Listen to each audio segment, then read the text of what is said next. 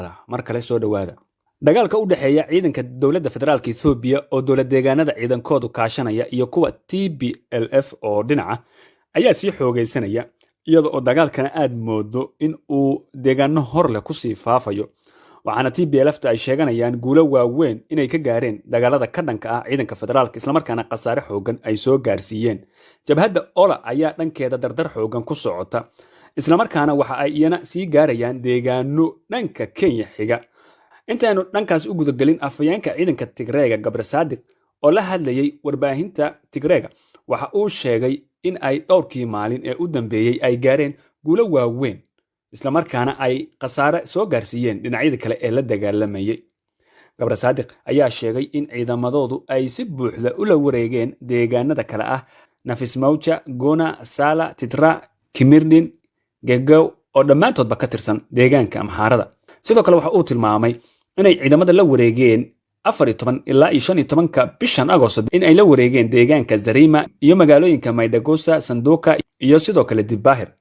hadalkiisa oo sii wata waxa uu intaasi ku daray inay dileen ciidamo badan oo ka tirsan militariga iyo ciidamada deegaanada ee ka dagaalamaya gobolka Ahxaarada dagaalka guulo waaweyn ayaan ku gaarnay waxa aan cagta marinay ciidamo fara badan oo cadowgeena ah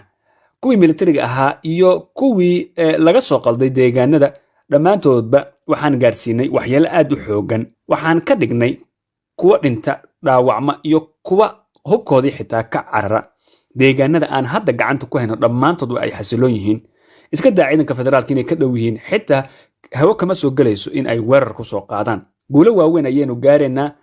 dadkeenna innaga oo ku tashanayna gadaalna inaga taagan yihiin ayaan hore u sii soconnaa oo cadowga waxaan gaarsiinaynaa jab xoogan oo aanay weligood ka soo kaban ayuu yiri afayeenka ciidamada Tigreega dhinaca kalena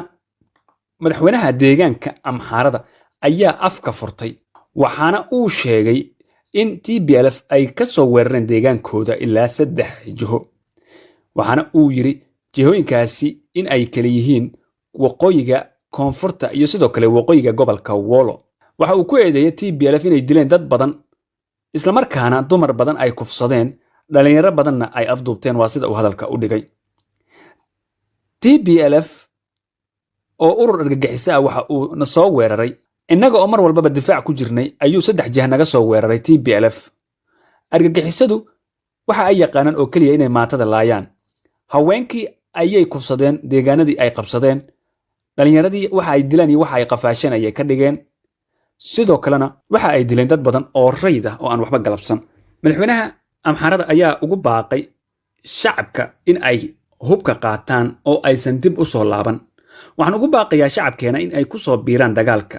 garab istaagaan ciidamada dawladda ee dagaalka kula jira kooxaha raba in ay dalka burburiyaan ayuu yiri madaxweynaha gobolka Ahxaarada dhinaca kale hogaamiyahan ayaa sheegay in iyagu ay wadaan dadaal xoogan oo ay ku doonayaan in ay dib ugu qabsadaan dhammaan deegaanada gacanta u galay TPLF waa sida uu hadalka u dhigay hase ahaatee saansaan arintan muujinaysa ilaa iyo hadda ma muuqato Ahxaarada ayaa markii hore iyagu warbaahinta ku soo bandhigayay dhalinyaro fara badan oo ciidamo ah oo ay sheegayeen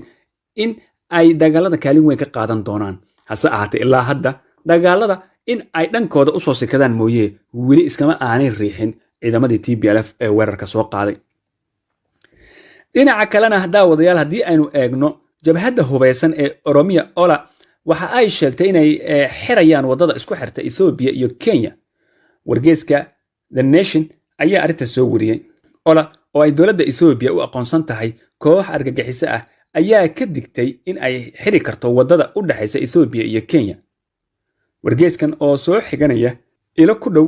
hogaaminta Ola oo lagu tilmaamay argagixiso ayaa sheegay in si xawli ah ay u socdaan howlgaladooda ka dhanka ah dawladda federaalka Etoobiya isla markaana ay ka socdaan galbeedka Oromia warbixintan ayaa lagu sheegay in jabhadan ay gacanta ku hayso dhowr meelood oo ka tirsan Gujiborena waxayna xiraysaa wadooyinka muhiimka ah ee taga gobolka Ahxaarada iyo sidoo kale wadooyinka istiraatiijiga ah sida warbixintan lagu sheegay haddii ay Ola fuliso hanjabaada waxa ay noqonaysaa markii ugu horeysay oo ay Kenya saameyn ku yeelato xaaladda uu dalka Etoobiya ku jiro isla markaana xilligan uu ku sugan yahay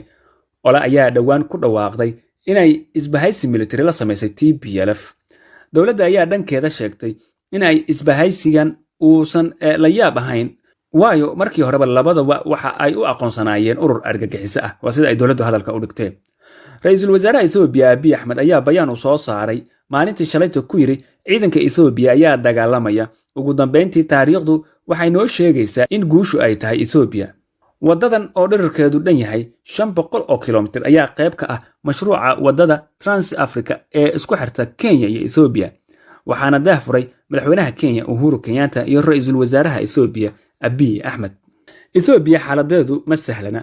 Dowladda federaalkana dhankeeda ilaa iyo hadda waxaa la soo sheegayaa in ay wadaan abaabulo ay ku sheegayaan in ay weerar ku qaadi doonaan ciidamada TPLF. hase ahaatee TPLF ayaa maalinba maalinta ka dambeysa ku soo siqaysa aagag nabdoon oo dagaalo aanu ka jirin markoodii hore.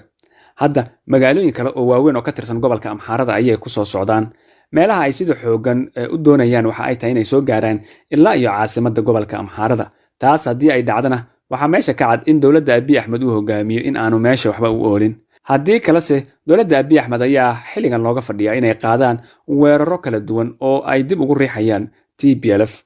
dowladda Etoobiya marar badan waxa ay sheegtay in dulqaadkii uu ka dhamaaday, xitaa waxa ay dib uga laabatay